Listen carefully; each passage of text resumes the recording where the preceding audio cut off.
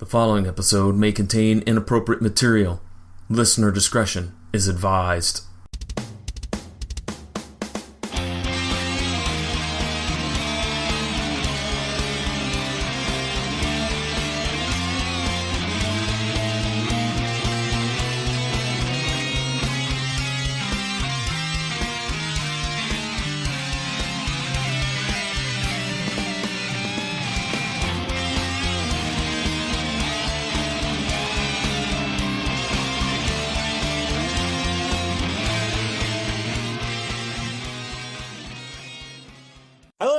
Welcome to another fabulous edition of Mattalk.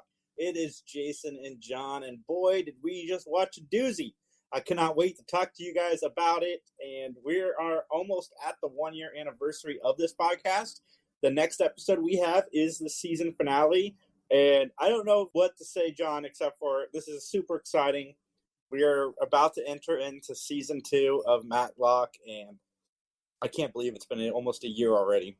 Yeah, it just seems like yesterday that we decided to start this podcast, and it's been a huge success, and that is because of everybody that's checked it out. There's been so many folks over we're real close to 1 calendar year who have made comments and who have interacted with us, and we really appreciate it because, to be bluntly honest, if it wasn't for you, we wouldn't do this. You know what I mean?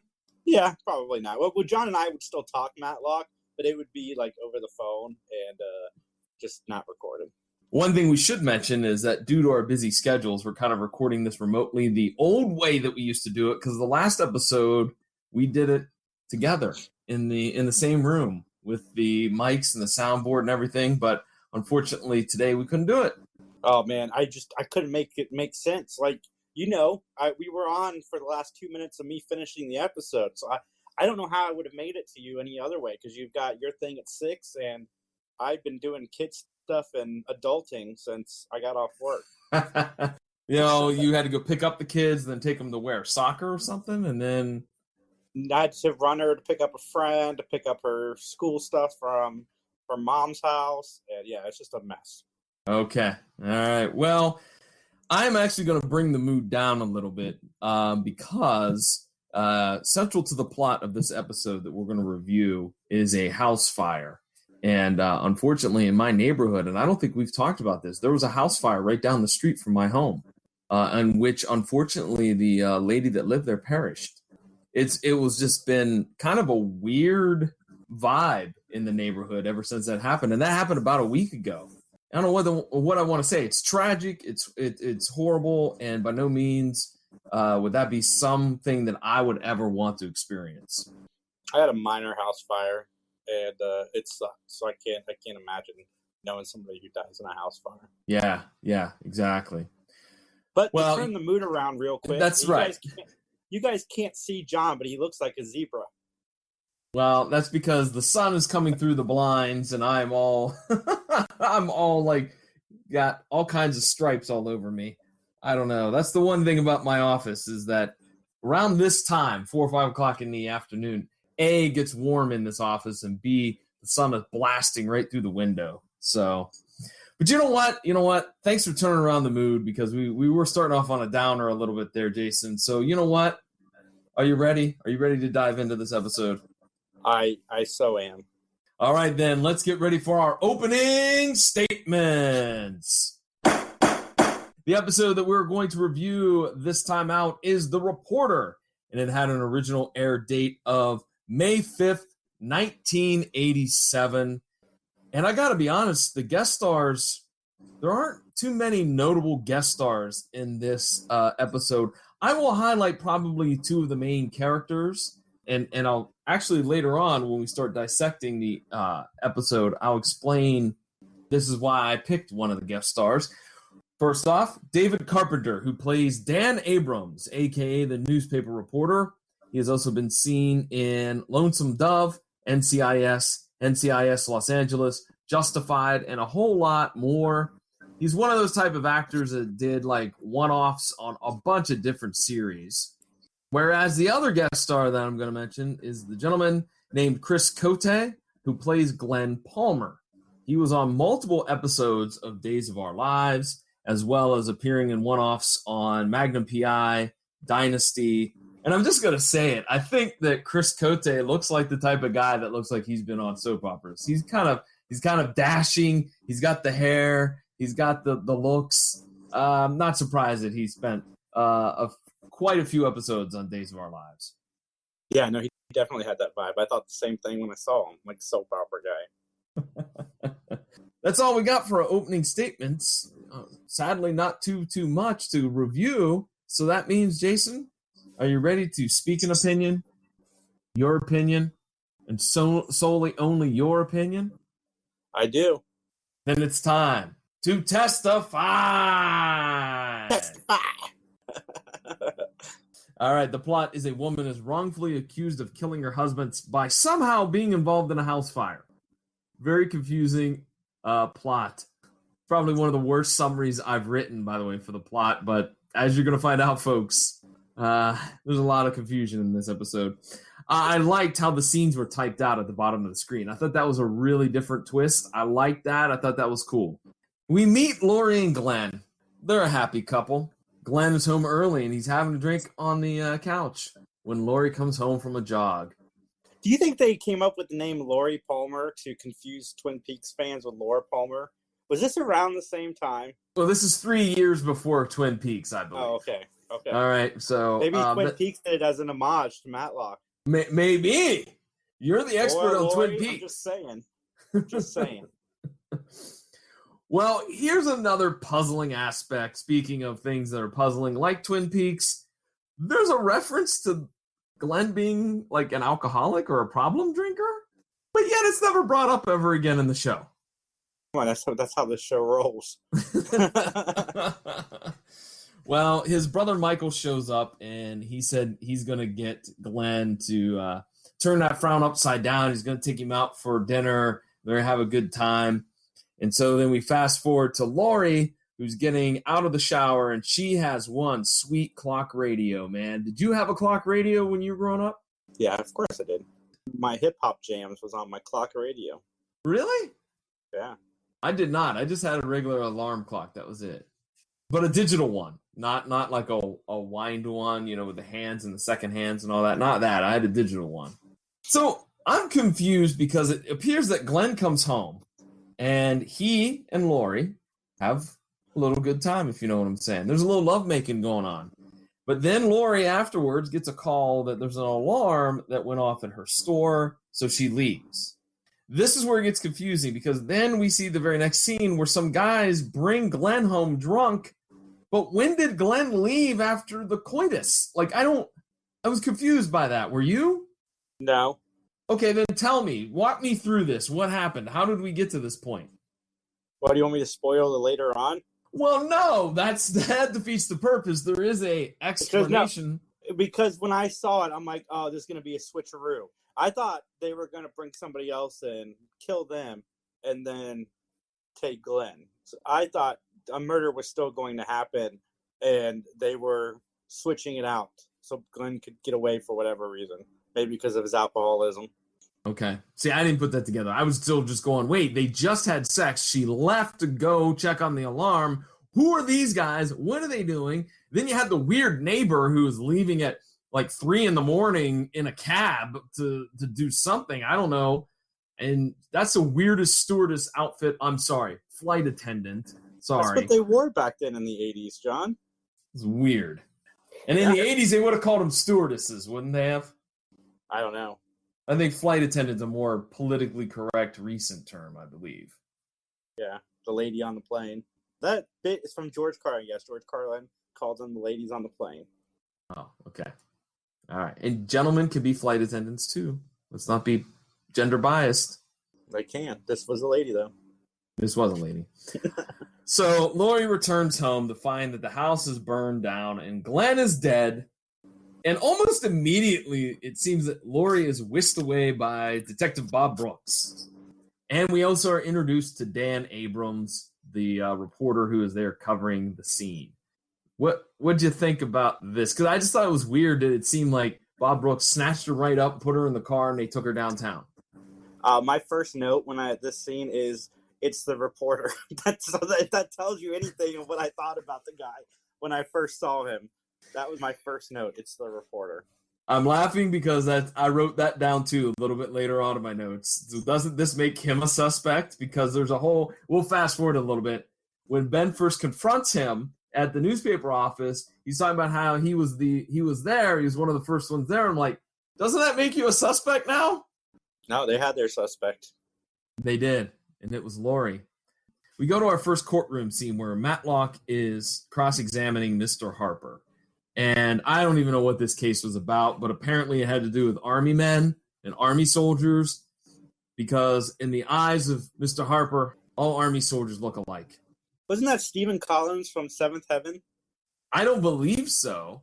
Okay, it looked like him. It did look like him, yeah. But the wrong army man was sitting at the table, and Mr. Harper picked out the wrong. I'm like, this is another terrible, terrible defense that would never work in the real world. It's just as bad as if you look through that door, look at that door, and entering the courtroom at any minute is the killer. It's effective. If I ever have to defend you in court, that's going to be mine. You see, John was staring at that door just as hard as you were. All right. Dan Abrams runs into Ben in the lobby, and he pleads with Ben to take Lori's case. And he even slips in. He's writing a piece on Ben, which then convinces Ben to talk to Lori and eventually take her case. Man, this newspaper piece, I didn't understand. I didn't understand this at all. And you know what? I think we're going to fast forward a little bit. I should represent suing your hind end.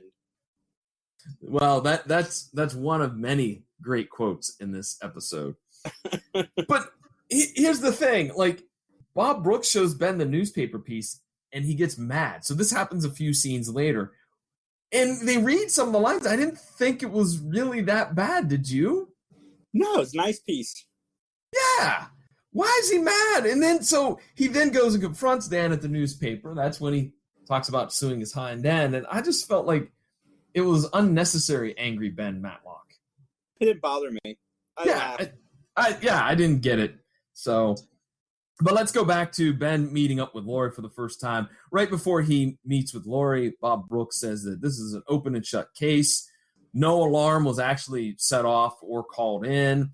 There was a $500,000 life insurance policy. There's no forced entry. She did it without a shadow of a doubt. And when we see Lori and Ben talking, man, oh man, our theme is back. It's been gone for a few episodes, but man, are those some shoulder pads on Lori? Yeah. I mean, she looks like she is Dick Butkus, ready to come right through the line and sack the quarterback, man. Woo! This is the part that I was scratching my head about. She reveals that she doesn't know much about her husband. Isn't that a red flag? A little bit. Kind of want to know the people you're dating or definitely married to, you would think. Yeah, and she admits that it's been like just over a year that they've been married. I'm like, honey, that's not long enough to know if this guy's a murderer or what, or capable of any type of crime. This seemed like somebody was really, really in a rush to get married. I don't know what that says about Lori or social commentary in 1987. I don't know. Well, what do you know? Lori's bail was denied. Has that ever happened before on Matlock? No. I don't think anybody's ever had their bail denied. But the judge was like, nope, no bail for you. I have so many questions about this episode. I can't wait till we get to the end. Okay. Well, don't worry. I have plenty more notes to go. Okay. Ben and Dan agree to kind of work together. This is after Ben goes and yells and screams about the newspaper piece. Because Dan has notes. He was a witness on the scene. This is where I say, doesn't this make him a suspect? And so Ben and Dan go to meet the brother, whose name is Michael. And Michael reveals that Glenn wanted a divorce. At that point, I was like, I don't think that's a strong enough motive to set somebody on fire. Do you? No. Dan repeats that there's not much known about Glenn Palmer. And then we get to what can only be described, and I'll use this term loosely, the comedy of the episode. Dan's crappy car. Okay. Yeah, the car had rust on its rust. I love that car. I want to. That car's not drivable. You couldn't drive it on the street. You would get ticket after ticket after ticket. For crying out loud, it was missing a fender. That's the next car we're taking to Jersey. Next time we go, we're taking that car. Mainly to see if we can make it the whole way there. I mean, that was a hoopty if there ever was a hoopty. I mean, I just, like, I mean, the whole wheel well was just missing. And then, like, you had to open it from the inside. And, like, I mean, I get that there are times when you would have a crappy car like that. Like, if you're in a demolition derby. You know, if you worked at a steel mill, you know, and you were dirty and whatnot every time you got off work and you went right in the car. Like, I get that. But I didn't understand why the newspaper reporter had to have a crappy car. You know what it reminded me of? It reminded me of Roadhouse. You know, where Dalton has the beater and he always goes and buys like the used tires, throw them in the trunk because he knows someone's going to slash his tires and that. That's what it reminded me of. Good old Dalton from Roadhouse. All that movie is a bunch of roundhouse kicks. Roundhouse kicks are amazing. They are, indeed. I wish this episode had a few roundhouse kicks, but I digress. So they go interview the weird neighbor who mentions that she saw the same amount of guys that went in the house aren't the same amount of guys that came out of the house when she was leaving in the taxi. And so then that leads us to Ben and Dan, again, going around collecting evidence, and they're getting followed. And so what do? They get rear-ended so that Ben can write down a license plate. I didn't think that writing down the license plate would be a smart idea, because what if the car's stolen? What if the car's not even registered? What if it doesn't even, like, what if those plates belong to like a 74 Chevy truck? Even though getting rear-ended is their fault, isn't that still a hit and run because Ben drives off? Yes! I believe it's leaving the scene of an accident. Yes. Like, he couldn't just turn around and get the license plate. They weren't that far behind. I know. And they made that guy seem more ominous than he was, because I thought, okay, they got rear-ended. He's going to come out swinging. Like, he's going to come out of the car and he's going to, pull a gun or something. No, he just stays in the car. Not with that mustache, man. That guy is zero intimidating. Roger Waters is more, not Roger Waters, the guy with the pencil mustache. That's John Waters. John Waters is more intimidating than this guy.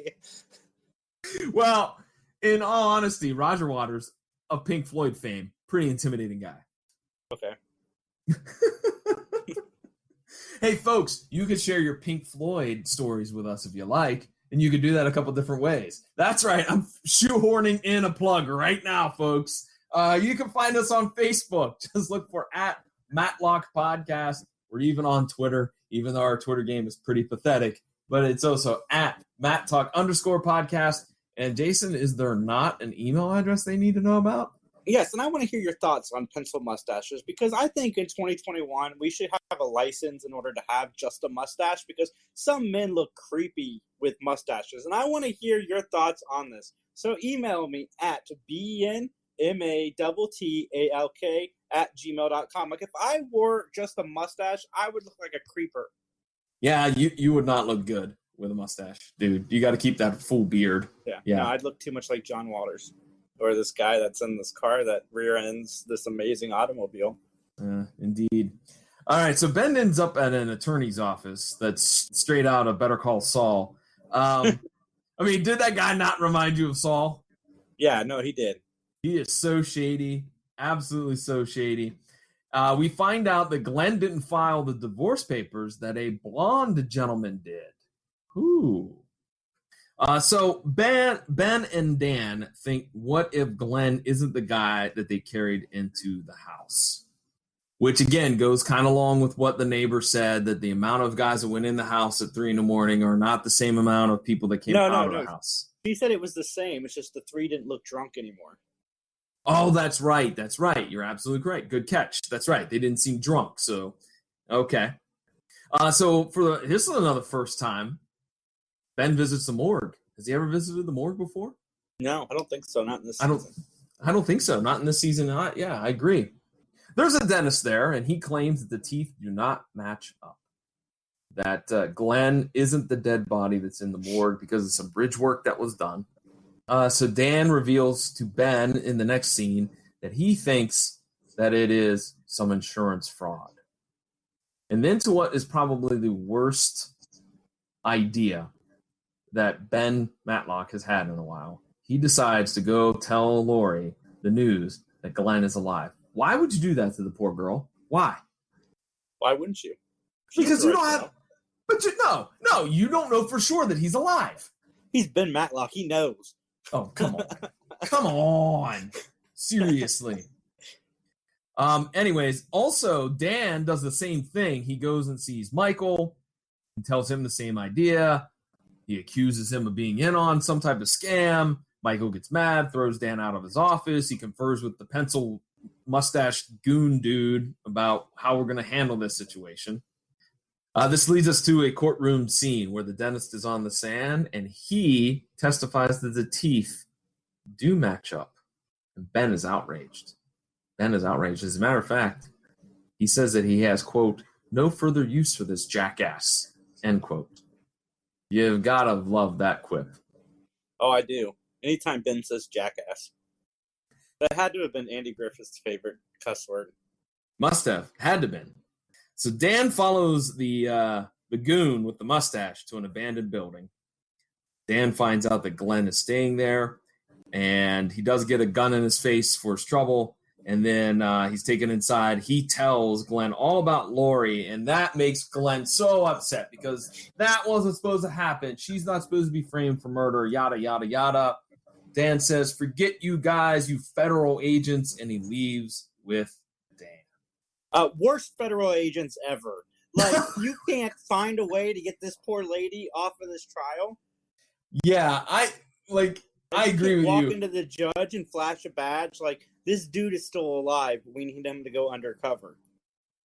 Well, and my point is they didn't put up a fight. It was like, I'm leaving, and he just walks out, and there's a scene where Dan and Glenn are walking. They look over the shoulder, and the federal agents are like 800 yards behind them. I'm like, you guys are the worst federal agents ever. Seriously. All right, so Ben confronts the medical examiner, whose name is Lewis, about the fake information. That really goes nowhere. That scene was kind of pointless. But Ben then confronts Michael before court. Ben makes the accusation that Michael might be the one behind all of this. And so that leads us to our third courtroom scene, where Ben accuses Michael of being in the Witness Protection Agency. And Ben makes the theory that they burned down the house with a different corpse, that they filed for the divorce, they set up the life insurance, but then they were so careless that Lori got roped into murder charges. Okay, question number one. Who is the other corpse? Like, that's never mentioned. Like, yeah, I was wondering the same thing. Where did they get the corpse? And what if the corpse is another, like, what if it's a bad guy? What if it's a drug dealer or some murderer or something that you just killed and now you put in that, like, I'm not saying that that's two rights don't make a wrong, I guess is the old saying, right? Like, did you find some murderer, you shot him in the head, and you're like, we'll just swap him out with Glenn? Yeah. I don't really know why they were swapping Glenn out. No. Taking Glenn, like, somewhere else and killed him there so his poor wife isn't dragged into this? Second question, was the corpse about the same general stature of Glenn? Because that's never really clarified. It doesn't matter. He's burnt. I guess. Third question, if Glenn indeed was burned in the house fire and they take him to the morgue, since he's already pretty much half-baked anyways, do you get a percentage off on the crematory? Yeah, you would think. It's That's already halfway there. Yeah, I was going to say, this is a pretty morbid joke, isn't it? This is really... Listeners are going, seriously, what the hell, guys? What the hell? All right, well, nonetheless, Michael admits to everything. Again, great job, federal agent. You're just going to cough up all the details. Lori was the patsy because they needed Glenn for one more trial against some drug dealer. Glenn shows up at the courtroom. Lori and Glenn live happily ever after. And our closing scene is more comedy with that stupid car of Dan's. Man, I love that car. I do. I love that car. All right. Well, with that, ladies and gentlemen, is there any other notes or anything else you want to discuss real quick, Jason? Or No, but I think my opinion on this episode is going to shock you. okay. All right. Well, then let's get on into it. Let's get into our closing statements. This is the part of the podcast where we're going to rate this episode. We're going to rate it based on a gavel system. 5 gavels for an absolutely awesome episode to 1 gavel, a totally lousy episode. Not only will we rate it, but we'll also give our justification for the ratings. Jason, I'm going to go first if you don't mind. Have at it, man. I gave this episode 1 gavel. This episode was bad. I was so bored with it. The only good thing I could write down was I liked the typing font for the various different scenes. That was the only thing I could say. I couldn't stand the stupid car comedy. The plot was confusing for no reason. People, there are ways to do like we have to kill this person off because they're in the witness protection agency. There's ways to do that storyline. This ain't it. There's no Tyler Hudson. How dare they? How dare they? And finally, I don't claim to be an actor.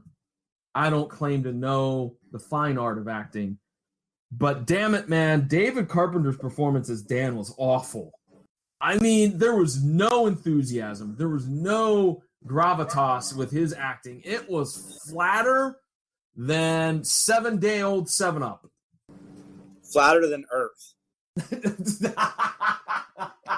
Let's not go down that road. Let's not. Let's stay focused.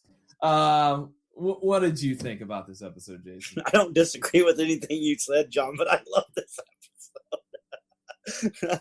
I love the Cars comedy. I didn't miss Tyler, and I didn't miss Charlene at all. I had a blast watching this episode.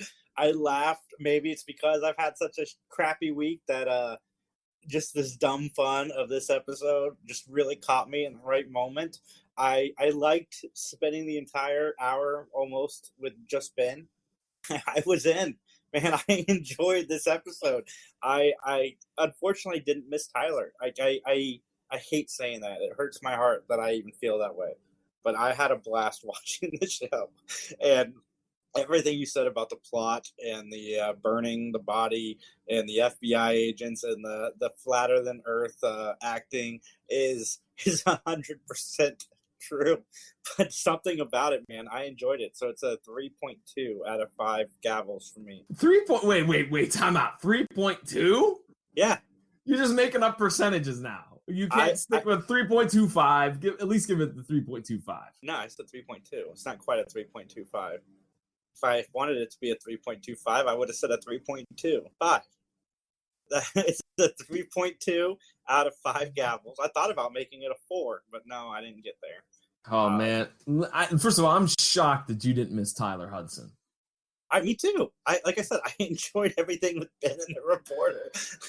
I loved it when they're chasing the car down and they just jump in and just get it going. I thought it was hysterical. Oh, my God. Okay, well... I knew we were going to be on different angles. Wait a minute. In the episode, and I saw your face. So you like it for all the wrong reasons? Maybe.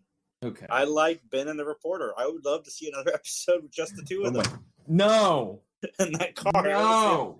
I want to see Smokey the Bandit remade with Ben Matlock, this reporter in that car. Unfortunately, we cannot ever get that to happen. But if you want to write me some fan fiction of that happening, send it to benmattalk@gmail.com. By the way, we really do want to hear all of the fan fiction that's out there. We know there's some already out there on the web, and we have plans for that fan fiction. But if you have any, send them our way. Send it to the email Jason just mentioned, or let us know, and you can probably send it through Facebook. Just go to @Mattalk Podcast. Or I'm pretty sure you can't send it through Twitter. I don't think Twitter allows you to send files and whatnot. But you can find us on Twitter. Just go for @MattTalk_podcast. And Jason, let's tell some folks about some other podcasting projects that we have going on. I have the Three Geeks podcast, which John's on about once a month. And we talk about chaos on that podcast. We've been described as audio whiplash. So if you've ever wanted to feel like what whiplash is, without the neck pain, come listen to our podcast because we can create that same experience for you without the pain. That's our new slogan: whiplash without the pain. And where can folks find that? You can find it at 3geeks.ninja. You can find us on all of the internets at 3geeks podcast and on the synopsis.com. All right, I have a personal podcasting project called the PVD Cast. It's available at pvdcast.com, and it's also available through all those major podcasting outlets, including the scenesnobs.com, of which, by the way, Mattalk is also on the scenesnobs.com. So if you missed an episode, we've made it easy for you. Just go over to their website, thescenesnobs.com, find Mattalk, click on it, and you'll get the drop-down menu for all of the great episodes we've been cranking out. And we're looking forward to, in a couple of weeks, our final episode for season 1, and then we're on to season 2. And we got big plans, folks. Things are starting to clear up a little bit with our current COVID situation, so we got some big plans. So you don't want to miss any of it. So keep checking out the Facebook page, the Twitter account. Shoot us an email if you need more details on what we have cooked up. We'll tell you. No problem. Jason, anything else you want to say? Nope, that's it.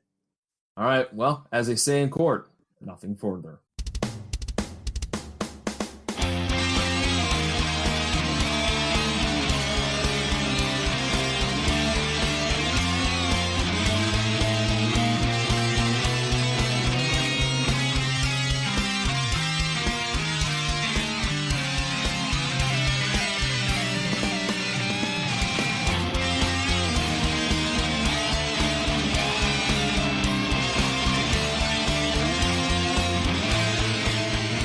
The following has been a joint production of the 3 Geeks Podcast and John Orlando Enterprises, LLC. Copyright 2021.